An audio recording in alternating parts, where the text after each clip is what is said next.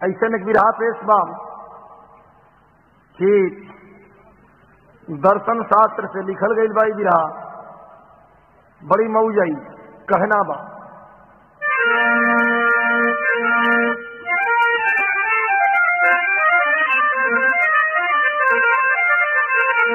अरे मोर राम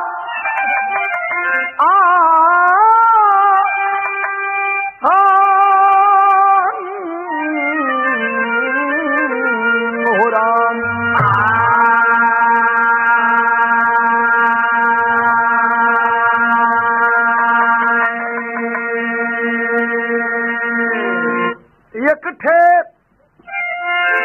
एक ठे साधु के 10 था,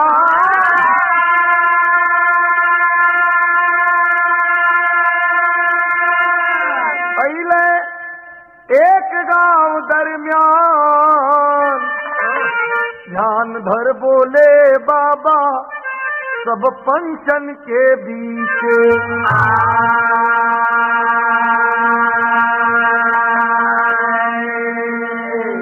बनारस की काशी की धरती से एक साधु बाबा चल दिए और मन ही मन एक बात सोच करके चल दिए कि दुनिया वालों के नजर के सामने एक पट्टी है और वो पट्टी यही है कि मात्र अपने आप में खोए हुए हैं, स्वार्थ में फंसे हुए हैं। क्यों न चल के दुनिया के लोगों को उपदेश दूं, बता दूं कि ये दुनिया स्वार्थी है। चल दिए बाबा। कहाँ चलते हैं? घूमते घूमते पूर्वी हिसार के इलाके में पहुंचते हैं। छोटा सा गांव है, बड़े ही मासूम लोग रहा करते हैं, मासूम दिल वाले रहा करते हैं। पहुंच करके बाबा गांव के लोगों को इकट्ठा करके यही कहते हैं, भूमिका में भाव लिखल गगल मास्टर,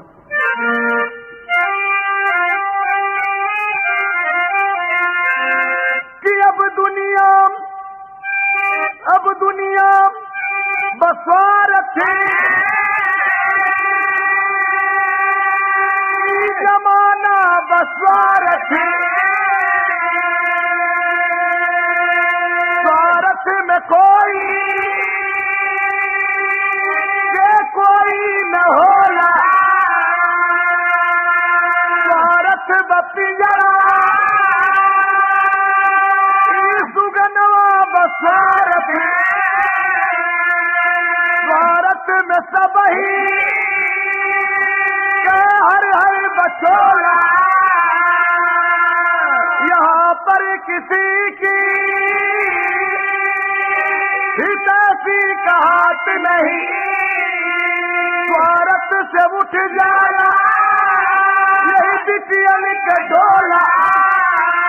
अब माता पिता सब ही स्वार्थ के संगी, कभी प्यारे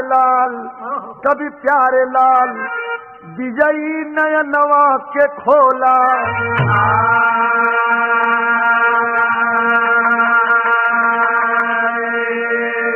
गांव के लोगों को इकट्ठा करने के बाद बाबा जी यही सबको समझाते हैं। एक लाइन सर्ज लगल फिल्म का नाम पाले खान। सलमा को मिल गए, अरे सलमा को मिल गए बलमा, सलमा हमको छोड़ चली। सलमा को मिल गए बलमा, सलमा हमको छोड़ चली। सलमा को मिल गए बलमा, सलमा हमको छोड़ चली। बाबा जी संकेत करते हैं लोगों से कि भजले रे मनवा, अरे भजले रे मनवा तन मन में श्री राम राम राम। भजले रे मनवा तन मन में श्री राम राम राम। भजले रे मनवा तन मन में श्री राम राम राम। अब इतनवा माटी में मिली है, इतनवा माटी में मिली है, इतनवा माटी में मिली है। अरे इतनवा माटी में मिली है, अरे कोई नहीं है काम रे। भजले रे मनवा तन मन में श्री राम राम राम। भजले रे मनवा तन मन में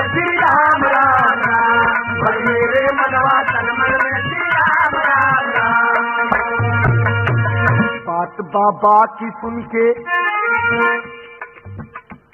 बाबा अपना वक्तव्य दे रहे हैं कि दुनिया में किसी का कोई नहीं है, सब वही बैठल बा सुने बदे। एक लड़का भी बैठल बा, लड़का जवान पुरान सब कोई बैठल बा। बात बाबा की सुन के क्रोध में नौजवान उठा, चढ़ी जवानी जिसकी ले जटिल गुमान उठा। कहा बाबा से झूठे स्वार्थ तुम बताते हो, झूठे बोल लोगों को यहाँ फंसाते हो। प्राण से प्यारी मतरिया भी जान ली हमके, प्राण से प्यारी मतरिया भी जान ली हमके, नयन की ज्योति गुजरिया भी मान ली हमके। आवाज दिए यही वो लड़का का खबरदार, जो तुम कहते हो सब गलत है, दुनिया के लोगों को स्वार्थी बताते हो, लेकिन ऐसा नहीं है। हमार बाबू माई हमके बहुत माने लन, हमार दुल्हनिया आइल बा 2.5 महीना का तो हद माने ले, लेकिन तू दुनिया के स्वार्थी बतावत हुआ, हमार परिवार स्वार्थी ना बा। बाबा कहन कि ए बेटा का ना हो तोहार, कलश की हमार ना रामदासवा हो। ए बेटा रामदास कहले ना बनत, कपो सही बे न करत, रामदासवा सब कोई कहला तो हूँ कहिया। आई वारत स्वारत का बात कर, बात दाढ़िया झोंटा धो के उपाय शुरू कर। बाबा के बड़ा दुख भयल कि ए भाई ऐसा तना न कि मर ही शुरू कर दी। एक लाइन तर्ज लगल बा मास्टर,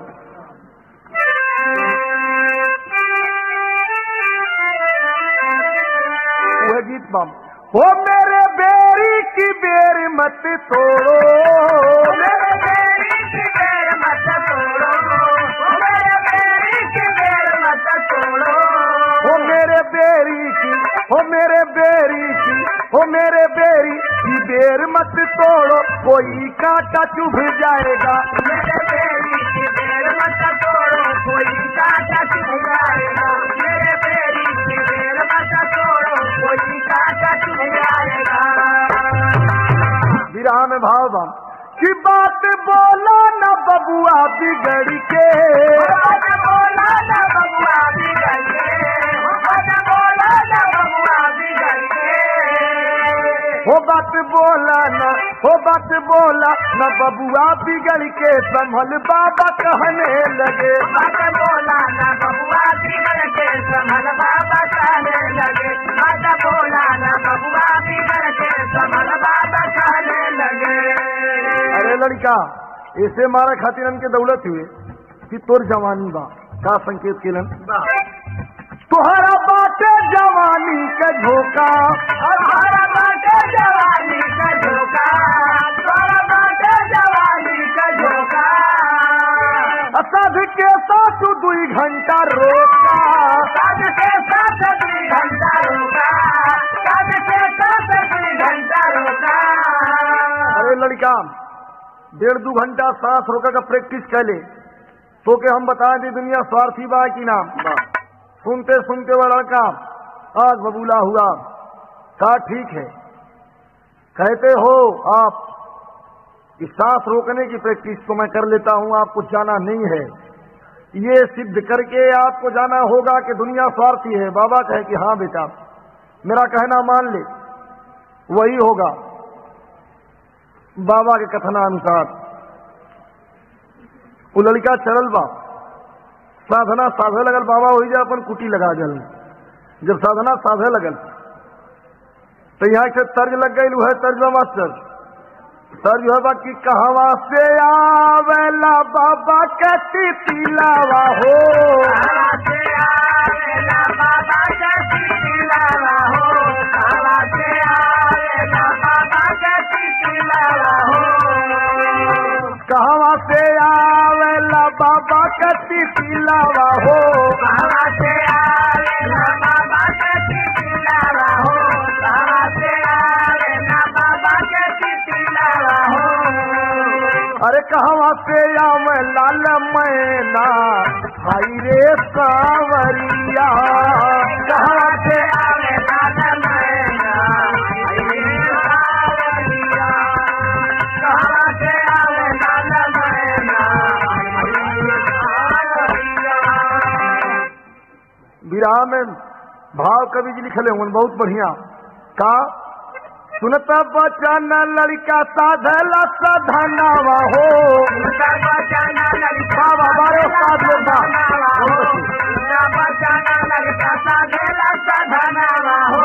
उनके बचन लड़का साधला साधनावा हो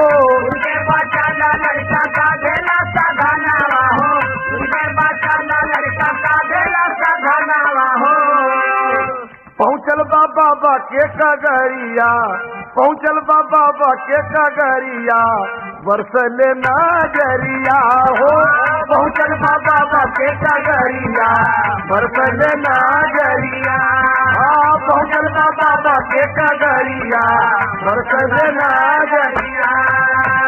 पहुँचल कलश की खबरदार पूरे लोगों को संकेत किया है तुम साधु बाबा कि दुनिया के लोग स्वार्थी हैं, मैं नहीं मानता। कहने की बेटा एक काम कर, बोले साधु बाबा तनी सुनाए ललनावा हो साधु बाबा तनी सुनाए ललनावा हो साधु बाबा तनी सुनाए ललनावा हो दुअरे पर सूती जइबा ओढ़ी के ओढ़नावा हो दुअरे पे सूती जइबा ओढ़ी के ओढ़नावा हो दुअरे पे सूती जइबा ओढ़ी के ओढ़नावा हो मौत वाली ले के नीदरिया। बाबा संकेत करते हैं कि बेटा जाके दरवाजे पर छतरा लगा के इस ढंग से सो जाओ कि देखने वाले ये समझ न पावे कि नहीं जिए तो बा दिखावटी मोर जो जाएगी। लड़कवा तरी बुरबका टाइप के रहल कलश की अरे हमके दिखावटी मुआ के कौन दूसरे फेर में तो ना पड़ल हुआ तो जाग जाई तो हद हो जाई। बाबा कहलन कि ना बेटा जाओ मैं सिद्ध कर दूंगा, बता दूंगा कि दुनिया स्वार्थी है कि नहीं है। चल दिया लड़का वो समय का भाव बाम कि ढोग रचा कर सोया बालक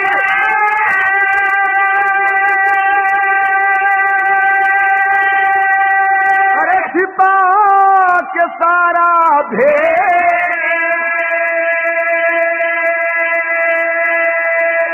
रोवे सब कोई मर गई ले बबुआ मारो टीले खेद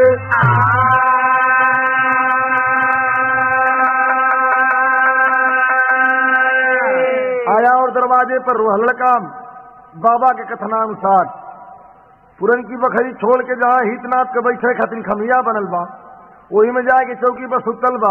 बाबा वाली बात बार बार दिमाग में पिंच करत बा कि काहे नहीं कर प्रशिक्षण ले लें कि दुनिया स्वार्थी बा। ओढ़ करके चदरा सो गया। जब तक केहू जगावे नहीं खे आई तब तक तो वही में सांस उठ लेत बा हेरत गुनत बा। माई 4 बजे करीब जगावे खातिर चल ली। ए बेटा रंदसवा उठ जो रे टाइम में हो गई। सुनल कि माई हमार जगावे खातिर आवत ना वही में ऐसा हुलिया भाई साहब बता बना दलस मुंह से गाज फेंक दलस हाथ को उलाट दलस आंखों उलाट दलस ऐसा ढंग अपनौले बा कि मतारी चदरा से उभर ली तो देख के माई के कलेजा बड़ा नरम होला। माई देख के छाती पीट के वही बेटवा पर गिर पड़ल। एक लाइन सर्ज लगल मास्टर तंग से पर्दा लग के बजी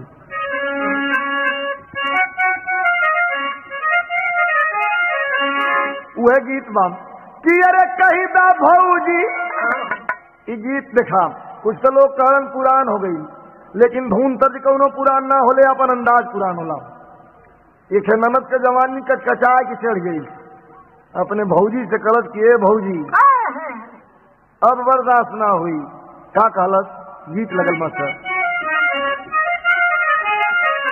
कि अरे कही दा भौजी भैया से मोर हाँ कही दा भौजी भैया से मोर देई देते गवनवा हो कही दा भौजी भैया से मोरा देई देते गवनवा हो कही दा भौजी भैया से मोरा देई देते गवनवा हो जानी दी है कुंडा दौरी जानती है गहनवाराम अरे दुइया चिजिया जई रे दी है अरे दुइया चिजिया दे रे दी है चौकिया बेलनावा हो दुइया चिजिया दे रे दी है चौकिया बेलनावा हो दुइया चिजिया दे दी है चौकिया बेलनावा हो।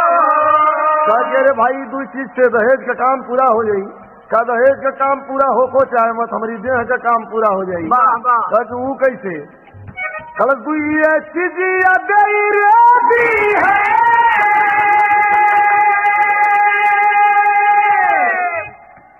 चौकिया बेलनवारा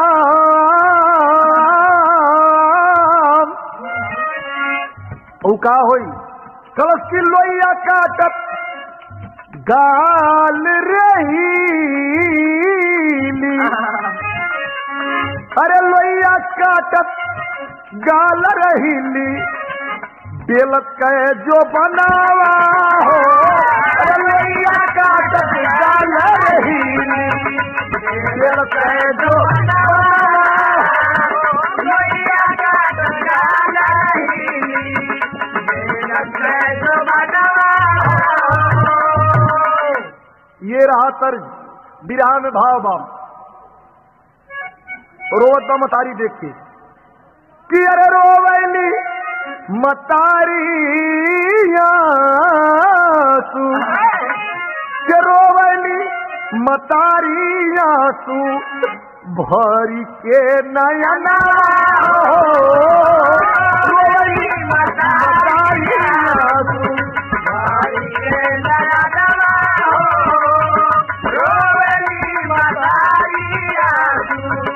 भरी के नयना रोवली मतारी अरे भर के नया नवारा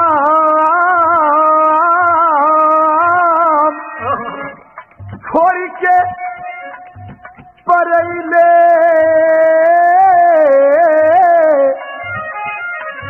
अरे छोड़ के परैले हमरे गोदिया कह रतना हो छोड़ के परैले हमरे गोदिया कह रतना हो छोड़ के परैले हमरे गोदिया कह रतना हो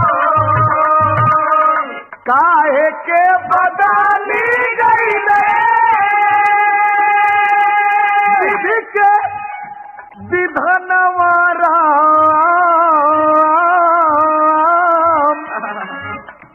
हम मरी जईती बल्कि माई रोज के हे भगवान काहे के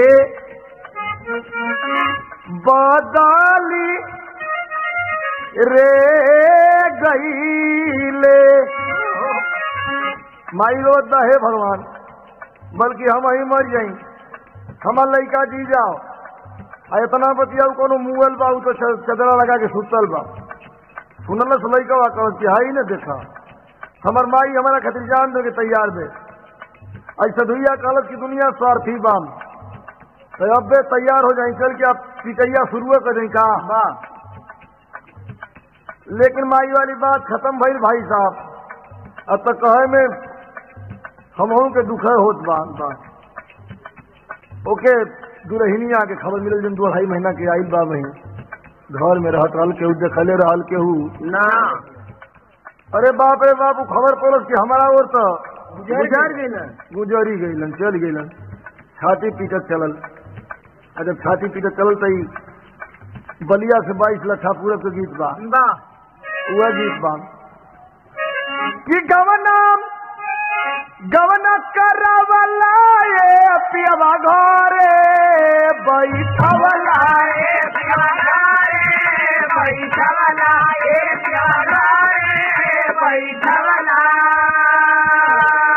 अपने बसेला मोरे राजा हो अपने बसेला मोरे राजा हो पूरा दीवानी अपने बसेला मोरे राजा हो पूरा दीवानी अपने पसेला मोरे राजा हो पूरा दीवानी दिया अपने पसेला मोरे राजा हो पूरा दीवानी दिया। का बताई भाई साहब दुल्हैया के पता चलल कि हमारा और तो गुजार गया छाती पीटत चलल आई है कल के हमारा के छोड़ डालो दरिया जम्मत लोग अबिनार में कूद के हम अपन जान दे दे यहाँ हूँ अलबत ना या जान दे वाली बात से। जान दे दे बिनार में दुल्हैया रोत बा भाव लगल कैसे कि अपन सगाई लाए पिया बनावा दीवाना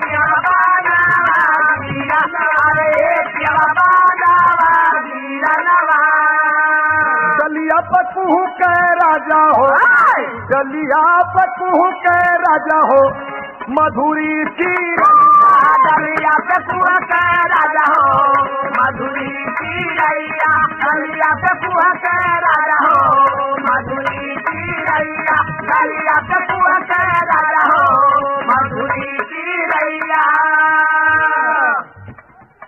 रोत दुल्हैया कह के बदली रे गोइले बीभी के विधनवा तेरा बीभी के विधनवा तेरा बीभी के विधनवा अरे सैया हो बीभी के विधनवा अरे सैया हो बीभी के विधनवा सैया हो बीभी के विधनवा हम मरी जैती रामा हम मारी जैती रामा जियतन साजनावा तू दुल्हिया इहे बतिया रोले रहल हे भगवान बल्कि हम ही मर जाई हमार दुल्हा जी जैसन दुल्हिया को रोल देख के सब ही रोज बा। अरे भाई अब नई आई रही है बेचारी का सुहागे उजड़ गई लइकवा कोनो मुगल नहीं खेल तो छतरा लगा के सुतल बा कल भी करेजा फाटत बाम सधुइया कवन खेलाई देखौलस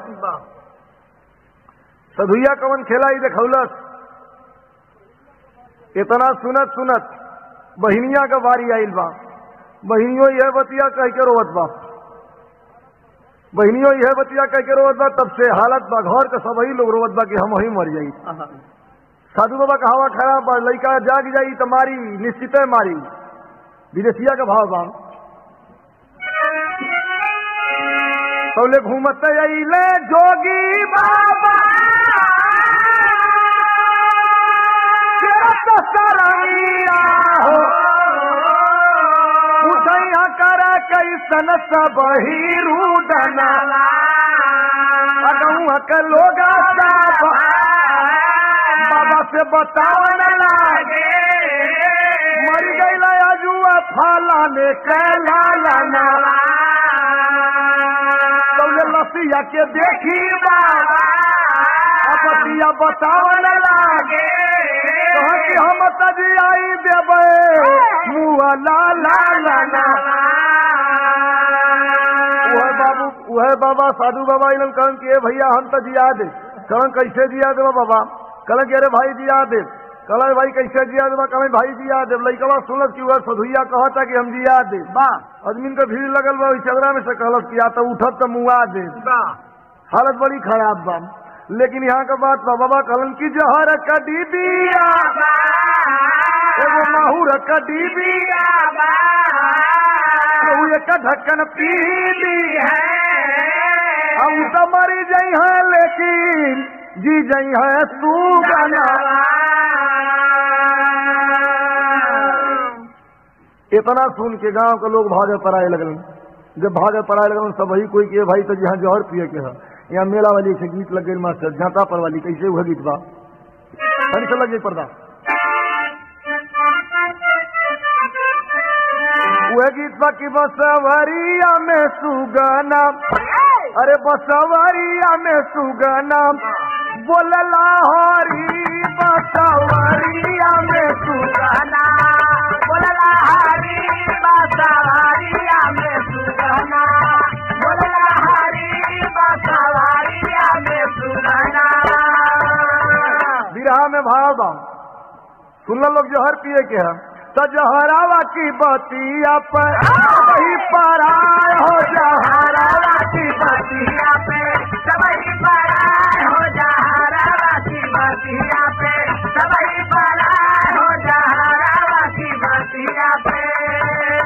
गौआ के लोग भागे जनावा बचाई रामा, गौआ का लोग भागे जनावा बचाई रामा, गौआ का लोग भागे जनावा बचाई रामा।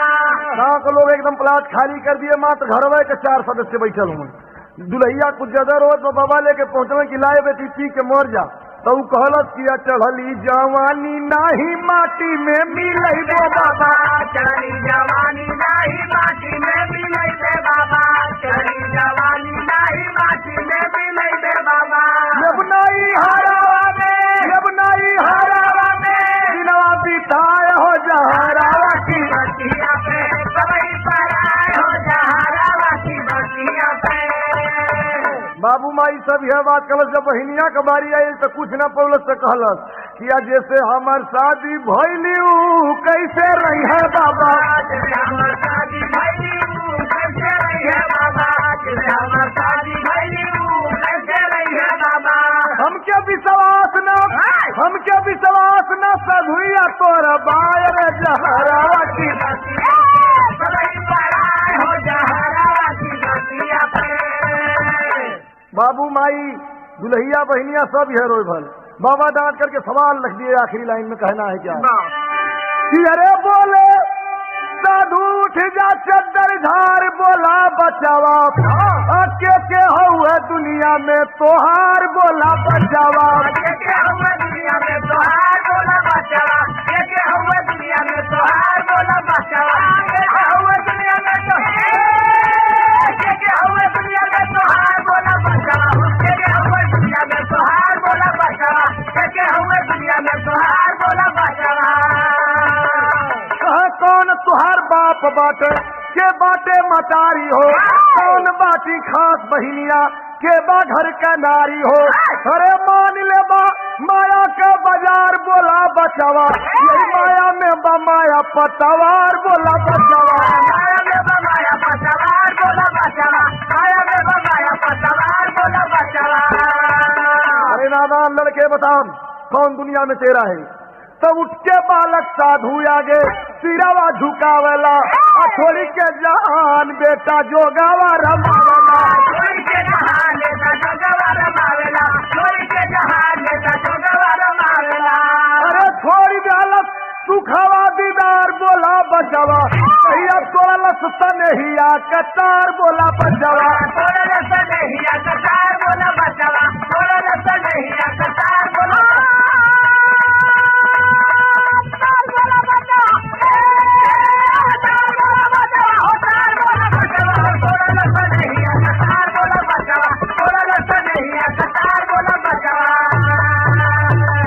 वही रमदसवा की आत्मा आगे चल के भक्त रामदास के नाम से प्रसिद्ध हुई। आखिरी लाइन है क्या गुरु गणेश राम लाल माया में विलीन हो, चंद्रिका के बिना प्यारे लाल भया धीन हो, चंद्रिका के बिना प्यारे लाल भया धीन हो, चंद्रिका के बिना प्यारे लाल भया धीन हो।